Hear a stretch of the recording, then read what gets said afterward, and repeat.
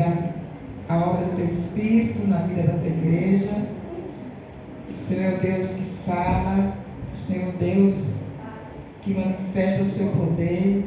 Nós colocamos a vida do Teu servo Pablo, que ele seja esse canal do Senhor, que ele seja profeta neste lugar, Senhor, para falar, Senhor, proclamar as verdades do Senhor, aquilo que o Senhor queira falar à Tua igreja. Nós colocamos, Senhor, diante do Senhor, invocamos o poder do Calvário, invocamos a Tua graça, e Teu Espírito fale aos nossos corações, que haja mesmo, Pai, toda mente cativa e obediência à Tua palavra. Este ambiente é Teu. Abençoamos a vida das crianças, usando também o lenço, Senhor, para ministrar os corações daqueles pequeninos. Teu Espírito venha ministrar os nossos corações e a Ti a glória, no nome de Jesus. Amém.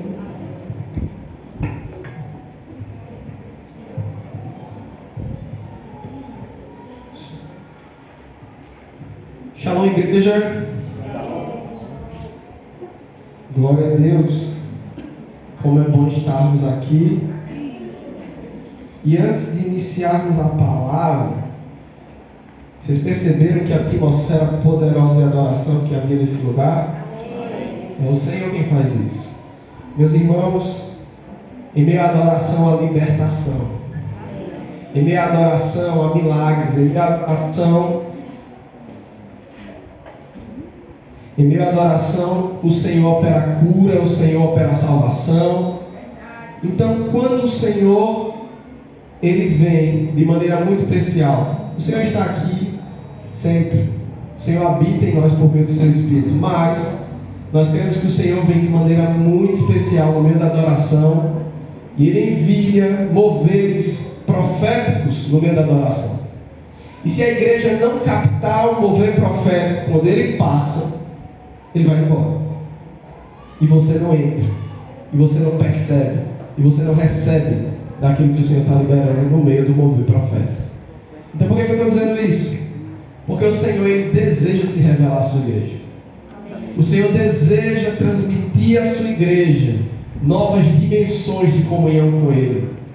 E para isso você precisa entender que quando Ele vem, o céu invade a terra. E quando o céu invade a terra, você precisa ser o primeiro a dizer: Senhor, eu estou aqui, eu quero que o céu invada a minha vida, que eu estou aqui, não passa não, eu quero pegar esse negócio. Porque senão vai embora. Pode ser aqui, pode ser numa igreja com 10 mil pessoas, não importa. Quando o mover vem, se a igreja não pega o mover, ele vai embora. Então, obrigado. Precisa haver alinhamento no meio da adoração entre a igreja e o Ministério do Louvor. O Ministério do Louvor e a igreja, para que haja uma conexão no reino do Espírito. E aí os demônios vão embora. E aí nós percebemos o que está travando a adoração. Logo agimos e logo adoramos ao Senhor em espírito e em verdade. Amém? Amém. Que bênção. Quero convidar você a tomar a sua Bíblia comigo na primeira carta do apóstolo Paulo aos Coríntios.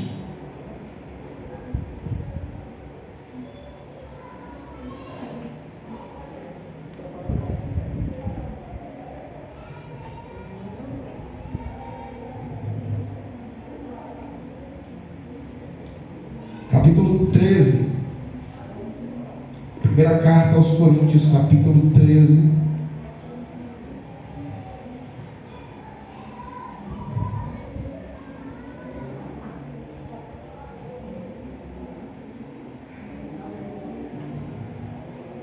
Amém? Nós vamos ler do versículo 1 ao 3. E eu peço que você continue com a sua Bíblia aberta ao longo da ministração, porque nós vamos expor a palavra e é importante que você acompanhe na palavra aquilo que estamos trabalhando aqui. Amém?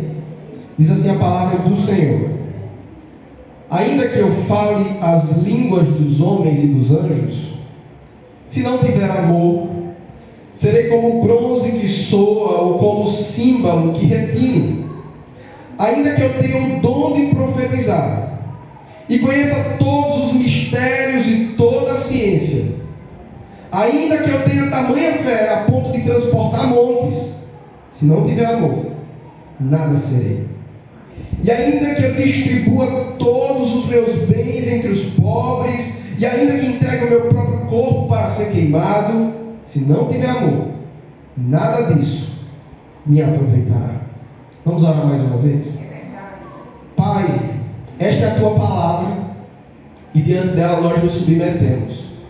E te pedimos que o teu Espírito canalize em cada coração a tua palavra, porque ela é eficaz da mesma forma que foi eficaz para aqueles a quem o apóstolo Paulo escreveu ela. Ela continua sendo poderosa da mesma forma, com a mesma potencialização que havia naquela época. Por isso nós te pedimos no nome de Jesus, que pelo poder do teu Espírito, de quem emana todo o poder no céu e na terra, o Senhor fale aos nossos corações. Começa falando ao meu coração, transformando-me pela tua palavra. E em seguida ao coração também da tua igreja neste lugar. É no nome de Jesus que nós oramos. Amém. Amém, amém, meus irmãos? Amém. Hoje nós queremos trabalhar sobre a prática do dom supremo. A prática do dom supremo. E o dom supremo é o amor. O apóstolo Paulo, ele vai tratar de vários dons em 1 Coríntios capítulo 12, 13, 14, mas dentre todos os dons que o Senhor libera sobre a sua igreja, ele vai dizer que o maior dos dons, que o dom supremo é o dom do amor. E nós vivemos em um mundo que não conhece o amor. O mundo, ele pode conhecer até uma expressão pequena do que seria amor. Um amor de um pai para um filho, o amor de um esposo para com sua esposa, o amor entre irmãos, ou primos, ou vizinhos, amigos, não sei. Qualquer expressão de amor neste mundo são expressões pequenas diante do que é de fato o amor. Nada disso é o amor, porque o mundo não conhece o amor. Na verdade, o que o mundo conhece é uma realidade mínima do atributo de Deus compartilhado ao homem desde a criação. Quando Deus ele cria o homem, Deus ele coloca no homem a sua própria identidade.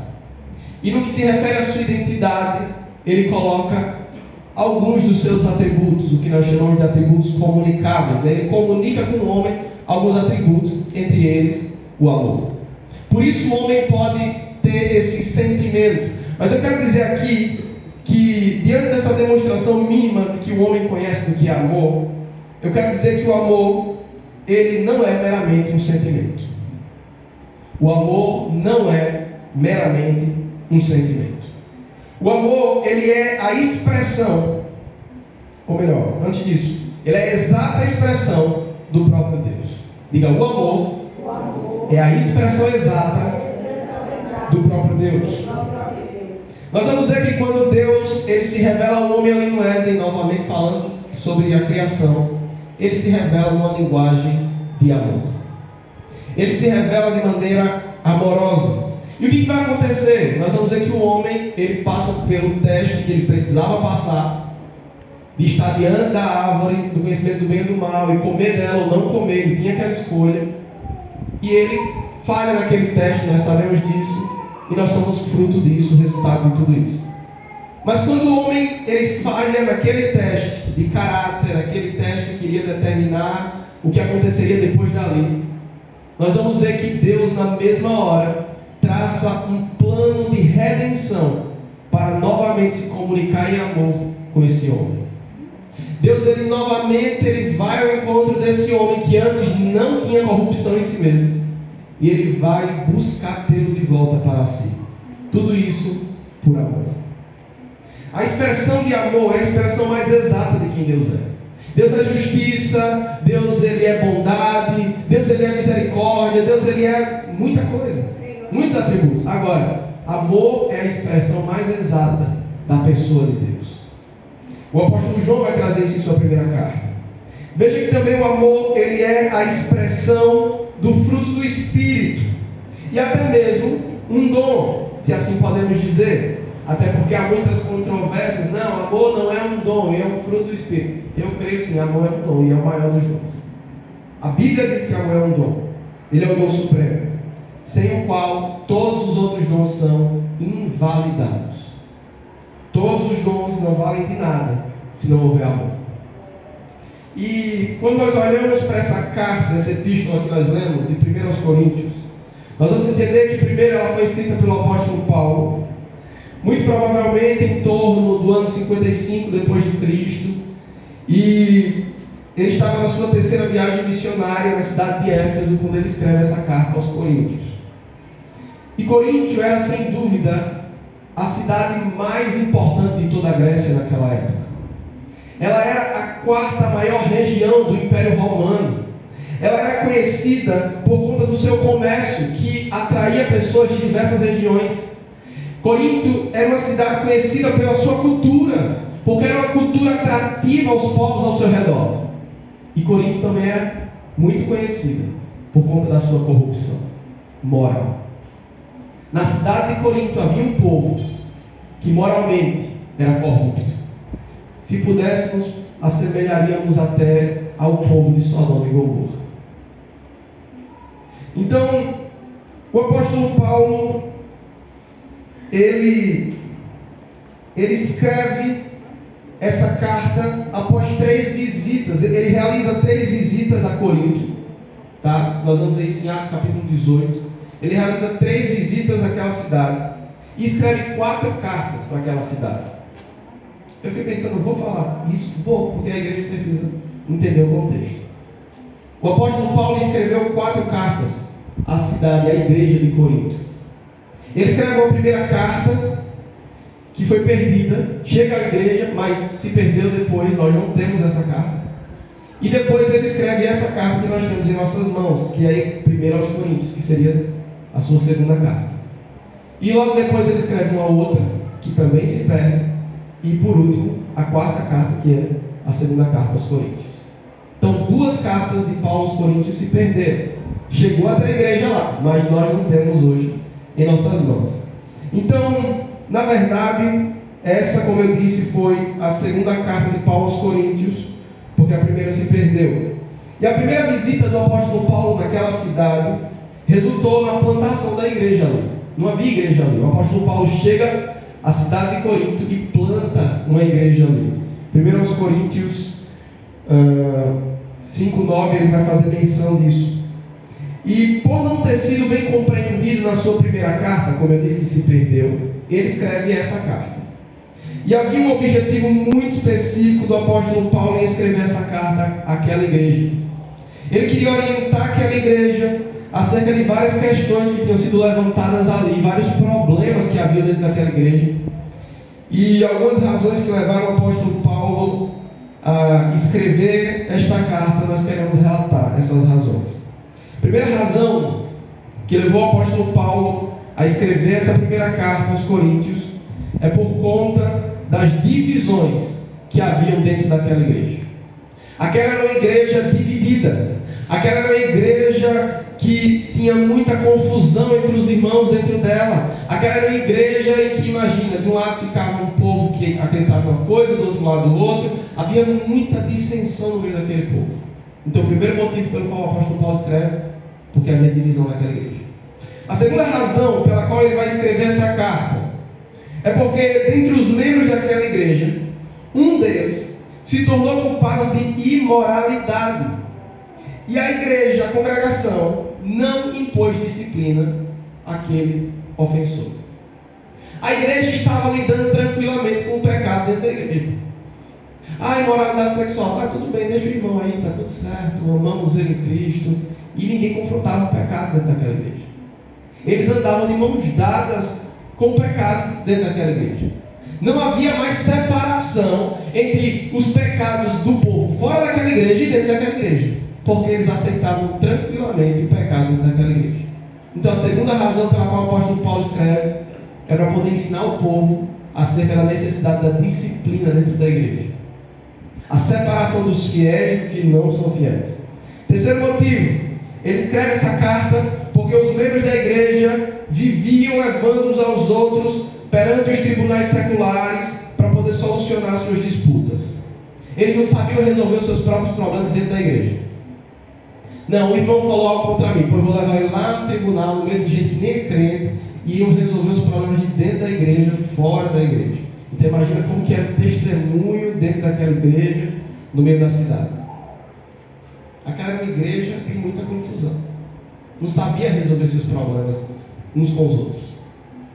Uma outra razão também, pela qual o apóstolo Paulo escreve essa carta, é porque alguns irmãos vinham cometendo fornicação com prostitutas na cidade, procurando justificar a sua conduta com o argumento de que apenas o corpo era envolvido e que os feitos do corpo são inconsequentes para a alma.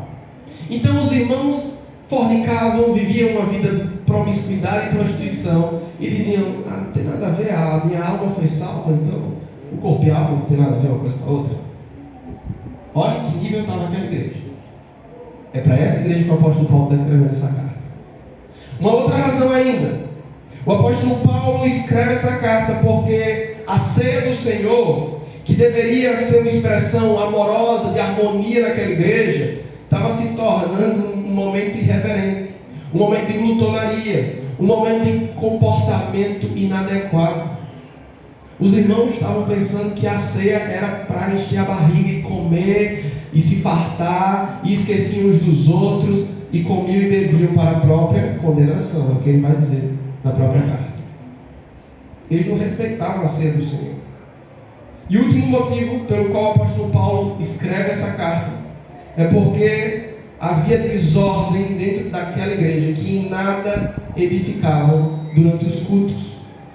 No meio dos cultos coletivos, na adoração coletiva, havia desordem dentro daquela igreja. Um falava na frente do outro, havia uma briga no meio dos dons, misturava o profético, aí o outro não, tem outro dom, aí quer falar em línguas na hora da pregação, e era uma bagunça dentro daquela igreja, não tinha ordem na hora do culto. É para essa igreja que ele vai escrever. E quando o apóstolo Paulo, ele sente a necessidade de relembrar aqueles irmãos de que de todos os dons, o mais excelente é o amor, ele sem dúvida alguma escreveu também de maneira amorosa. Ele sem dúvida alguma queria trazer a memória daqueles irmãos de que tudo que eles haviam recebido de Deus seria nada se eles não tivessem amor. Amor a Deus, amor uns para com os outros, amor à obra do Senhor, amor a si mesmos, ao próprio corpo. E meus irmãos, o capítulo 13 de 1 Coríntios é o elo essencial entre o capítulo 12 e 14. Por quê? Porque no capítulo 12 nós vamos ver que o apóstolo Paulo ele vai tratar dos princípios que regem os dons. Ele vai falar dos dons, ele vai trabalhar diferentes dons no capítulo 12. E no capítulo 14 ele vai levar a igreja para a prática dos dons. E o capítulo 13 é o elo essencial, por quê? Porque ele vai falar justamente daquilo que é fundamental para que aquela igreja cumprisse a vocação do Senhor, que é justamente que eles exercessem o amor.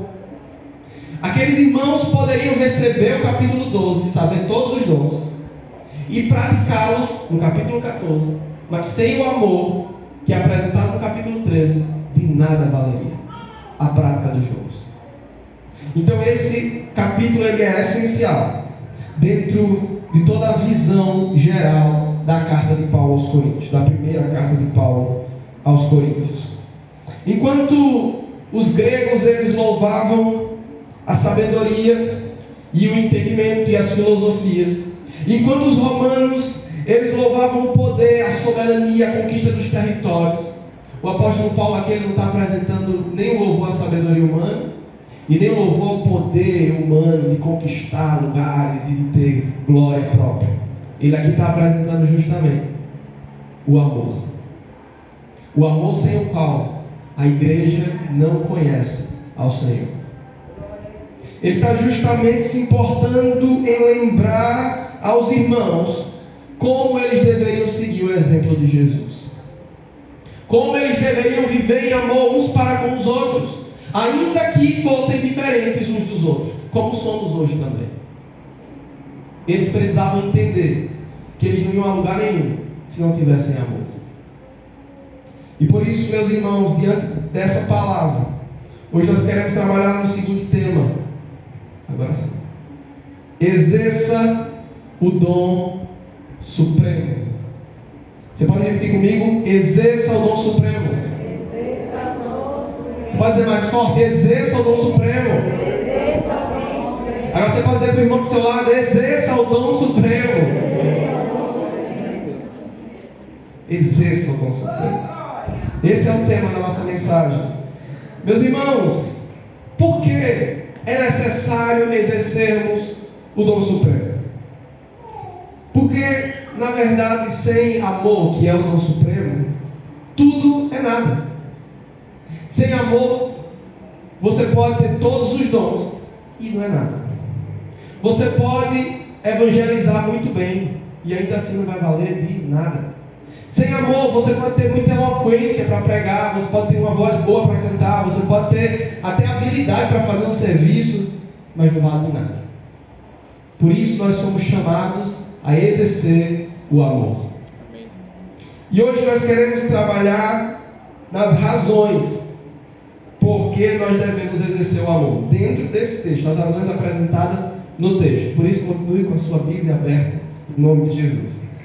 Primeira razão: nós precisamos e devemos exercer o amor, porque sem amor, as nossas habilidades são insuficientes. Primeira razão: nós precisamos exercer o amor, porque sem amor, as nossas habilidades são insuficientes. Nenhuma habilidade intelectual ou espiritual se compara à prática do amor. O apóstolo Paulo, no versículo 1, vai dizer assim, ainda que eu fale, primeiro, as línguas dos homens, e depois, as línguas dos anjos, se não tiver amor, serei como bronze que soa, ou como símbolo que retira. Quando ele fala sobre a língua dos homens e a língua dos anjos, ele inclui não somente o dom de línguas aqui, mas ele inclui também a capacidade humana de aprender outros idiomas. Por isso que ele vai dizer a língua dos homens e a língua dos anjos. Ele vai unir, ele vai dizer, ainda que você tenha habilidade para falar em línguas, o que é muito bom e muito importante, e ainda que você tenha habilidade para falar 50 idiomas, seja um poliglota, se não tiver amor, não serve de nada. Olhe o que ele vai dizer: serei como bronze que soa, ou como símbolo que retine. Bronze que soa é um sino, que soa, que toca, é um instrumento usado no culto pagão na cidade de Corinto. Então aquela igreja entendia a linguagem do que o apóstolo Paulo estava falando ali. Eles entendiam aquela metáfora. Bronze que soa, eles sabiam do que Paulo estava falando. Era um instrumento barulhento usado nos cultos pagãos. Aí ele vai dizer também, ou como símbolo que retine, são aqueles pratos de bronze que se batem, que se chocam um contra o outro. Isso me lembra de desfile, né? Nos desfiles, aqueles pratos que Gladys gosta muito do som. Quando toca, você escuta não sei quantos quarteirões. O apóstolo Paulo está dizendo, olha, em outras palavras, ainda que você fale a língua dos homens, e ainda que você fale nas línguas do Espírito, dos anjos, se você não tiver amor, você só faz barulho. É só barulho. É só aleluia, glória. Mas sem amor, de nada valerá. E eu achei isso tão forte, porque Paulo está trazendo a consciência da igreja de que eles eram uma igreja barulhenta demais, mas sem amor nenhum. Vocês fazem muito barulho, mas é só barulho. Não tem amor nenhum. Vocês falam as línguas dos anjos, uau! Vocês falam as línguas dos homens, dotados de sabedoria humana, das filosofias, mas não valem de nada sem amor. Então, a primeira razão, nós devemos exercer o amor, porque sem ele, as nossas habilidades não são suficientes. Por isso, meu irmão e minha irmã, não seja o tipo de pessoa que é dotado de habilidades intelectuais ou até mesmo espirituais, mas que é vazia da prática do amor. Não seja o tipo de pessoa que faz muito barulho, mas que não exerce o amor. Faça barulho, mas exerça o amor. Amém. Fale em línguas, mas exerça o amor. Estude, aprenda outros idiomas se quiser, mas exerça o amor. Paulo não está condenando as línguas, como muitos interpretam aqui. Ó, tá vendo aí Paulo está falando? Ó, de nada vale falar em línguas. Não, não é isso que ele está dizendo, não. O que ele está dizendo é que ainda que você fale em línguas, se não tiver amor, é só barulho. Acima de tudo, o amor. Por isso, domine as línguas dos homens e pratique, exerça, comunique as línguas dos anjos, mas acima de tudo exerça o amor. Deus, ele nos convoca a exercermos o amor. Vejamos aqui ainda uma outra razão de por que devemos exercer o amor. Segunda razão, nós devemos exercer o amor porque sem amor é insuficiente exercermos outros dons. Segunda razão por que devemos exercer o amor. Nós devemos exercer o amor porque sem amor é insuficiente exercer os outros dons. Veja o versículo 2. O apóstolo Paulo vai dizer: ainda que eu tenha, primeiro, o dom de profetizar. Segundo, e conheça todos os mistérios. Terceiro, e toda a ciência. Quarto, ainda que eu tenha tamanha fé a ponto de transportar montes, se não tiver amor, nada serei. Por que ele está falando disso? Porque o dom de profetizar era considerado ali o mais importante dos dons. Não podemos esquecer que em outro momento ele escreve à igreja dizendo assim: olha, eu prefiro que vocês profetizem do que falem em línguas. Não é isso que ele vai dizer? Porque quem fala em línguas edifica a si mesmo, mas quem profetiza edifica a igreja. Então aquela igreja sabia a importância do dom de profetizar. Aquela igreja sabia a importância do ofício profético. E todo mundo devia querer profetizar ali. Acho que todo mundo queria ser profeta naquele lugar. Quem que não queria? O maior dos dons, o melhor dos dons? Não. Mas o que Paulo está dizendo é que ainda que você profetize, sem amor, não vale de nada. Veja que aqui ainda vai dizer que ainda que conheça todos os mistérios e a ciência, isso tem a ver com o dom de revelação, o dom de entendimento, de discernimento. E ainda que tenha tamanha fé a ponto de transportar montes. No caso, ainda que tenha uma fé profunda, intensa, verdadeira, sem amor, não vale nada. Eu acho interessante a maneira como o apóstolo Paulo ele é exagerado na maneira como ele vai falar. Veja que antes ele vai falar que ainda que fale a língua dos homens e dos anjos, se não tiver amor, ele vai dizer, é como o bronze que soa, o símbolo que retine. Ele vai usar termos muito profundos para poder acordar aquela igreja mesmo, dizendo, não vale de nada, é inútil, tudo é inútil se não houver amor. Por isso, meus irmãos, de nada valerá profetizar, pregar a palavra com toda eloquência, se não houver amor. De nada valerá você ter o dom do conhecimento, da revelação, do discernimento espiritual, se não houver amor. E de nada valerá a sua fé. Isso é forte. De nada valerá a sua fé, se não tiver amor. Pode até transportar montes. Veja o que ele disse. Transporte montes. Muito linda essa fé. Mas se não tiver amor, só transporta montes. De nada valerá. E nós precisamos entender que o Senhor nos chama a exercermos o dom supremo.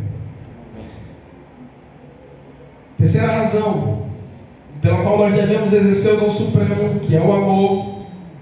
Nós devemos exercê-lo porque sem amor é insuficiente realizar boas obras.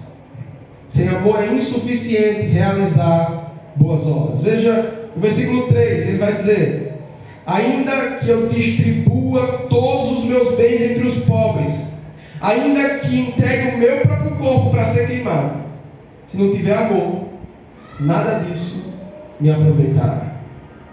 O que ele quer dizer com distribuir todos os bens aos pobres? Ele está falando justamente do ato de caridade. E eu vi um autor que falou assim: caridade sem amor é a coisa mais humilhante que existe na vida. E eu achei muito forte aquela afirmação, é verdade. É capaz da pessoa ser caridosa, ela faz o bem, sem olhar quem, mas sem amor, de nada valerá as suas boas ações. De nada valerá. Meu Deus. E veja aqui ainda, que quando ele fala que ainda que distribua os bens entre os pobres, de nada valerá, é porque a caridade por si mesma é orgulho. Eu dei, mas eu dei por orgulho, porque eu tinha para dar. Eu dei por pena. Eu dei porque, de nada valerá. Você pode ficar com a roupa do couro e dar tudo. Se não tiver amor, não valeu de nada diante de Deus. Por isso que tem tanta gente que viveu tanto tempo presa à religiosidade romana, da caridade, tão pregada dentro das igrejas católicas. A caridade. A caridade. E foram para o inferno com a sua caridade. Porque sem amor, de nada valerá. A sua caridade não salva uma vida. A sua caridade não revela a glória de Deus. É necessário que haja amor. Veja aqui ainda que ele vai dizer: ainda que eu entregue meu corpo para ser queimado. E ao falar isso, é bem possível que o apóstolo Paulo, ele estava pensando nos cristãos que incitavam a perseguição. E eu vou explicar isso aqui. Havia cristãos, naquela época, havia muita perseguição, que eles achavam muito bonito morrer pela causa de Cristo. Então o que eles faziam? Eles provocavam a perseguição para poder serem mártires. O que é um mártir? É alguém que morre pela causa de Cristo. Então os apóstolos são mártires, os pais da igreja são mártires, e tantos até hoje continuam sendo mártires. Sofrem martírios todos os dias por conta que não negam a Cristo. Então eles provocavam isso. Para quê? Para atrair glória para si mesmo. Eles achavam que se amassem a Cristo a ponto de se entregarem à perseguição, de irem em busca da perseguição, eles iam atrair a atenção do Senhor para eles. Só que isso é pecado, isso é engano. O Senhor nunca nos mandou nos entregarmos à perseguição. Nunca. Nunca. Você pode ler de Gênesis a Apocalipse, ou melhor, de Mateus a Apocalipse. Você não vai ver em momento algum o Senhor dizer: entreguem-se à perseguição. Não. Jesus fugiu quantas vezes de perseguição? Porque não era a hora. Os apóstolos quantas vezes fugiram? Porque não era a hora. O Senhor não nos mandou nos entregarmos ou criarmos circunstâncias para sermos perseguidos. O que Ele nos mandou foi que, se perseguidos, sejamos fiéis ao Senhor. Não neguemos ao Senhor. Mas aquelas pessoas, elas provocavam a perseguição. Elas se entregavam para ser mortas, queimadas, porque elas achavam que aquilo ia atrair glória para o Senhor. Só que aquilo só atraía a ira de Deus sobre eles. Porque Deus não compactua com ninguém que busca a glória para si mesmo. Deus não compactua com as suas boas ações em troca de algo. A glória é dele. Então ele está dizendo: ainda que eu entregue o meu próprio corpo para ser queimado, que atitude nobre, de nada valerá, se não for por amor. Se não for por amor, de nada valerá. De nada valerá vir aos cultos, de nada valerá você abrir uma célula na sua casa, de nada valerá você fazer um jejum, de nada valerá qualquer coisa que você faça para o Senhor, se não for com amor. Meus irmãos, o amor precisa ser a causa primordial, essencial, pela qual nós respiramos. Jesus não veio ao mundo porque ele tinha que vir, né? O Pai disse: vá a ele, disse: não quero. Não, ele veio por amor. Ele veio porque ele decidiu vir. E para vir ao mundo, ele se desfez de toda a sua glória. Isso é amor. Ele ganhou o que com isso? Nada. Humilhou-se, tomou forma de servo, não julgou por usurpação ser igual a Deus.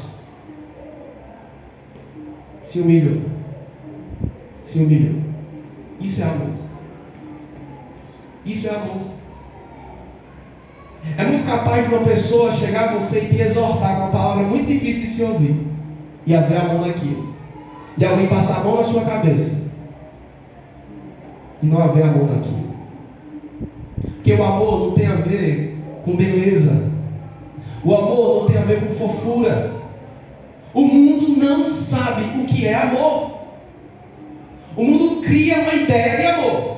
O mundo ele cria uma categoria de amor. Ele acha que aquilo é amor. Não, amor, olha. Quantas renúncias fulano fez para estar junto de Cicrano? E eles exalam amor nas redes sociais, amor na universidade e em tantas coisas. Meus irmãos, o amor é uma pessoa. Amém.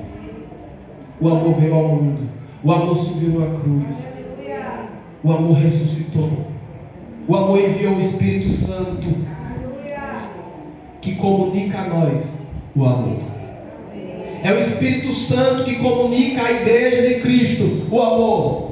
A esperança do apóstolo Paulo aqui não estava que aquela igreja ficasse surpresa com as palavras dele e de repente mudasse da água para o vinho. Não. A esperança dele era que o Espírito Santo operasse a transformação necessária no coração daquela igreja. Porque se o Espírito Santo não transformar o coração da igreja, de nada valerá a pregação dessa noite aqui. Se o Espírito Santo não convencer o seu coração a amar, de nada valerá você ter ouvido tudo isso. Eu posso falar devagar, eu posso falar gritando, você pode se arrepiar e ainda assim não ser transformado se o Espírito Santo não fizer a obra. É o Senhor. É o Senhor. Por isso, de nada valerá o seu bom gesto sem amor. De nada valerá o seu maior sacrifício sem amor. Até suas orações sem amor, de nada valerá. Mas eu oro tanto por fulano, não sei por que não acontece alguma coisa. Qual a intenção do seu coração? Qual a motivação do seu coração? Está orando para quê? Para poder marcar ponto diante do Senhor? Está orando porque a Bíblia diz que você tem que orar e aí não tem outro jeito? Meus irmãos, o Senhor sonda o nosso coração e Ele sabe dos nossos pensamentos. Se não houver amor, de nada valerá tudo que você e eu fizermos nessa vida para o Senhor. De nada. De nada. Veja como somos nós humanos que ficamos assim, encantados com as coisas. Eu achei interessante o que o apóstolo Paulo trouxe aqui. Ele trouxe atitudes que admiram qualquer pessoa. Falar a língua dos homens, a língua dos anjos, que espetáculo. Quando a gente vê alguém com essas habilidades, logo diz, ó, que pessoa dotada do Espírito Santo. E pode até ser, mas sem amor não vale de nada. Aí vai falar dos dons, de profetizar, o entendimento dos mistérios, da ciência. Aí vai falar, ainda que tenha fé para transportar montes, sem amor de nada valerá. Nós vivemos num tempo em que muitas pessoas têm sido movidas tão somente, veja o que eu vou falar aqui, tão somente pelos milagres e não pelo Deus dos milagres. Sim ou não? Em muitos lugares aí fora. As pessoas têm sido movidas pelos milagres. Então elas vão, elas tocam, recebem a cura, a transformação, o que quer que seja, e elas vão embora. Elas conhecem o milagre, mas não têm um relacionamento com o Deus dos milagres. Elas conhecem a transformação, mas não sabem quem transformou elas. Meus irmãos, de nada valerá. De nada valerá ouvir sobre o Senhor a vida inteira e não ter se rendido a Ele. De nada valerá. De nada valerá você dizer que tem temor de Deus no seu coração, mas não vive os princípios do Senhor no seu dia a dia. De nada valerá. De nada valerá. Por isso nós precisamos nos converter a essa verdade. Nós precisamos compreender que as nossas obras, elas precisam ser reações do exercício do nosso amor a Deus e ao próximo, e não reações do nosso orgulho e desejo de glória. As nossas boas obras, elas precisam ser reações do nosso amor a Deus e do nosso amor ao nosso próximo, e não resultado do nosso orgulho e busca de glória pessoal. A motivação. Veja que não há problema algum em tudo que Paulo falou, não há problema algum em falar línguas, não há problema algum em profetizar, não há problema algum em ter uma fé que mova montanhas. Oramos tanto, Senhor. Traz essa fé ao coração da igreja, nós até queremos. Mas o que ele está dizendo é que mesmo com tudo isso, precisamos, acima de tudo, exercer o amor. Amor tem a ver com motivação do coração. Veja, vamos falar daquela viúva que deixou a sua oferta no altar.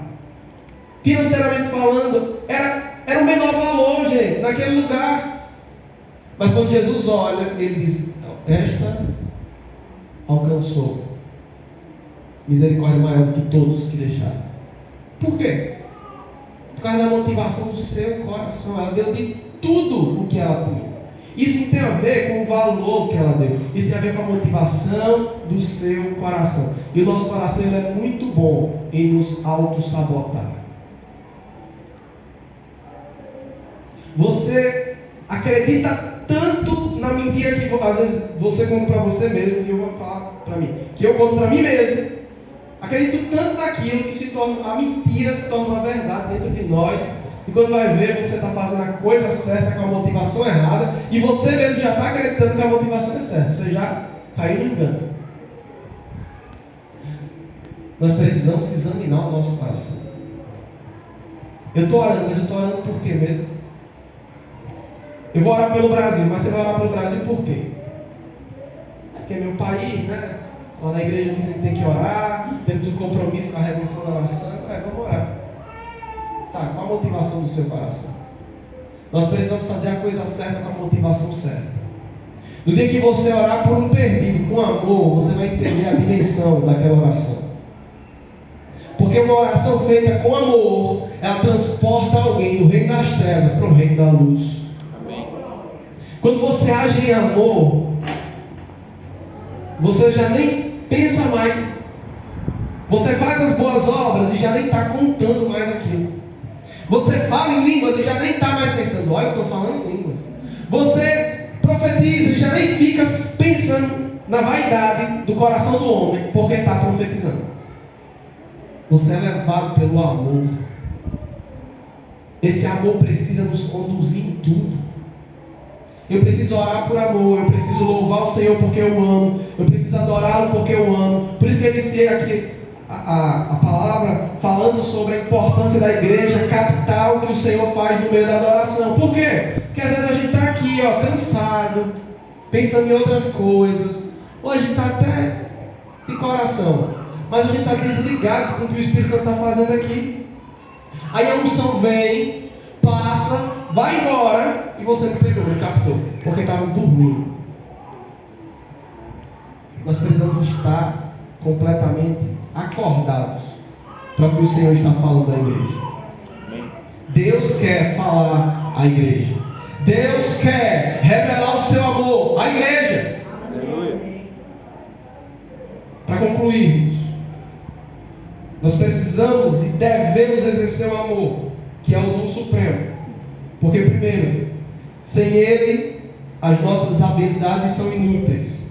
Segundo, sem ele, os nossos dons e talentos não dirão nada ao nosso respeito. Terceiro, sem ele, as nossas boas obras não terão proveito algum para nós.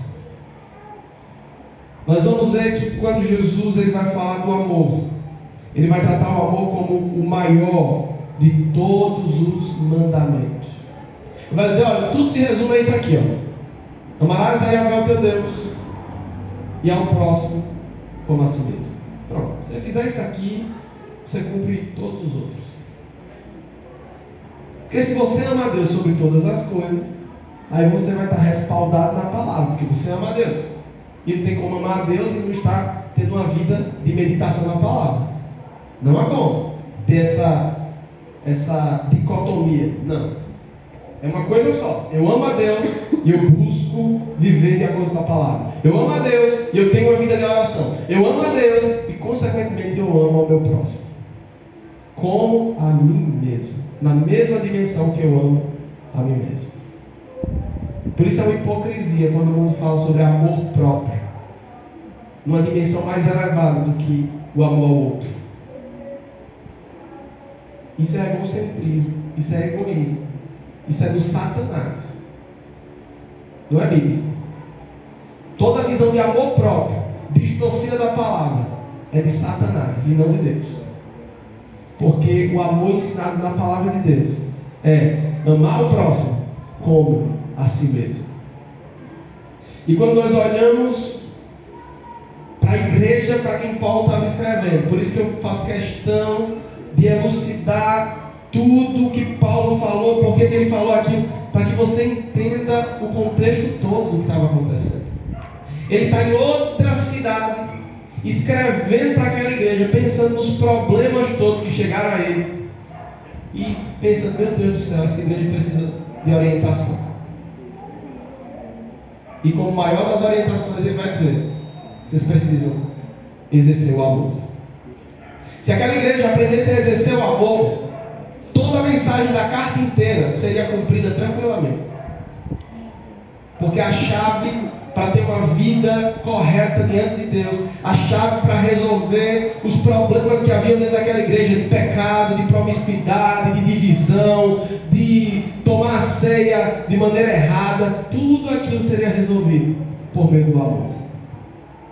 Uma igreja que ama a Deus é uma igreja que vive para a glória de Deus. Uma igreja que ama o seu Senhor é uma igreja que não mede esforços para amar ao outro, para alcançar o outro. Por isso, meus irmãos, eu não quero que você saia daqui hoje dizendo: agora eu vou exercer o amor porque eu tenho que exercer o amor. Não, senão a gente já começou com a motivação errada de novo. Eu quero que você entenda hoje que o Senhor está nos chamando a olharmos para a necessidade de exercermos o amor e fazermos isso, exercermos esse amor. Que o Senhor nos ensine a amar como Cristo ama. Que o Senhor nos ensine a amar de tal medida que neguemos a nós mesmos todos os dias, tomemos a nossa cruz todos os dias e sigamos ao Senhor. Amém? Você pode ficar de pé no seu lugar.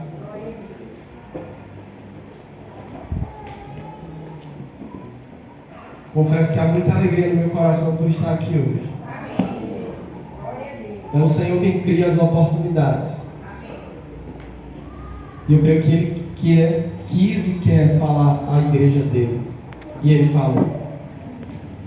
Que o Senhor molde o nosso coração. À medida que você se expõe de novo. Essa semana, vá de novo para a palavra que foi ministrada no domingo. Leia de novo aquele texto. A mensagem está no YouTube. Se exponha de novo, até que isso se torne verdade no seu coração. A palavra, ela tem efeito permanente nas nossas vidas, mas é gradativo. Eu preciso me expor todos os dias a ela, para ser transformado todos os dias por ela. Amém? Feche seus olhos, nós queremos orar. Pai, obrigado porque a tua igreja neste lugar recebeu a tua palavra. Obrigado porque o teu Espírito teve e tem liberdade para ministrar a palavra do Senhor neste lugar. Obrigado, Senhor, porque o Senhor tem feito grandes coisas nas nossas vidas. Te pedimos no nome de Jesus que o Senhor nos ensine a exercermos o verdadeiro amor, o amor bíblico, o amor santo, o amor verdadeiro, o amor que é uma pessoa, que é o Senhor. O amor revelado por meio de Jesus, o amor que germina no nosso coração por meio do Espírito Santo. Que esse amor transforme as nossas vidas. Senhor, que essa palavra que foi ministrada neste lugar, ela não fique aqui, ela não volte vazia, mas que ela cumpra o efeito total pelo qual ela foi enviada. Que no nome de Jesus nós sejamos impelidos pelo Teu Espírito a exercermos o amor todos os dias desta semana. Que todos os dias desta semana Teu Espírito nos leve novamente a meditarmos na Tua palavra e a sermos transformados pela verdade da Tua palavra. palavra, que sejamos levados, Senhor, aquilo que o Senhor deseja nos levar, a transformação plena, a maturidade plena do Senhor nas nossas vidas. Senhor, ensina-nos a amar, porque nós não sabemos amar como convém. Ensina-nos a amar ao Senhor sobre todas as coisas. Ensina-nos a amar o nosso próximo como a nós mesmos. Ensina-nos a amar, Senhor, a Tua palavra. Ensina-nos a amar o tempo na casa do Senhor. Ensina-nos a amar aquilo que o Senhor tem feito nas nossas vidas. Nós queremos exalar o Teu amor, Senhor. E que esse amor alcance o mundo por meio das nossas vidas. Pai, nós entendemos que de nada valerá as nossas habilidades, de nada valerá os dons que o Senhor compartilha conosco, de nada valerá as nossas boas obras e até mesmo o nosso sacrifício humano, sem amor. Por isso ensina-nos a Te amar e a amar os nossos irmãos. Ensina-nos no nome de Jesus, porque nós queremos viver para Te agradar. Obrigado, Senhor, pela Tua igreja neste lugar. Obrigado pelo que o Senhor tem feito neste lugar. A Tua palavra não se ausentou dos corações. O Teu Espírito não deixou de operar poderosamente neste lugar. E nós somos gratos ao Senhor por isso. Porque o Teu Espírito tem liberdade plena para operar transformações nos corações deste lugar. Te damos toda a honra e toda a glória no nome de Jesus. Amém. Amém, meus irmãos. Deus abençoe. Pastora.